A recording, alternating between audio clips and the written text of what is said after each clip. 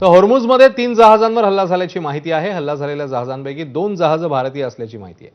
जग अर्णव असं या जहाजाचं नाव आहे. जहाजातनं सुमारे 20 लाख बॅरल तेल नेलं जात होतं.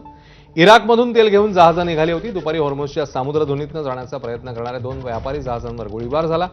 यापैकी एक भारतीय ध्वज असलेलं तेलवाहू जहाज होतं. ही माहिती अनेक सागरी आणि सुरक्षा सूत्रांनी दिली आहे. टँकर ट्रॅकर्स या शिपिंग मॉनिटरने ही बातमी दिली. या घटनेमध्ये जग अर्णव आणि सॅनमार हेराल्ड या 2 भारतीय जहाजांचा समावेश होता. प्राथमिक अहवालानुसार जग अर्णव या जहाजावर गोळीबार करण्यात आला, तर दुसरं जहाज मात्र सुखरूप राहिले. होर्मुझच्या सामुद्रधुनीमध्ये भारतीय ध्वज असणाऱ्या 2 जहाजांवर इराणच्या स्पीड बोटकडून हल्ला होणं ही अत्यंत गंभीर बाब आहे. सुदैवानं त्यामध्ये काही मनुष्यहानी किंवा वित्तहानी झाली नाही. पण मुळातच होर्मुझच्या सामुद्रधुनीवर वर्चस्व प्रस्थापित करण्यासाठी आंतरराष्ट्रीय नियमांना बगल देऊन एक प्रकारे इराण सुद्धा दादागिरी करतोय, तर दुसऱ्या बाजूला नेव्हल ब्लॉकेड करून अमेरिका सुद्धा एक प्रकारे आपली दादागिरी दाखवण्याचा प्रयत्न करतोय.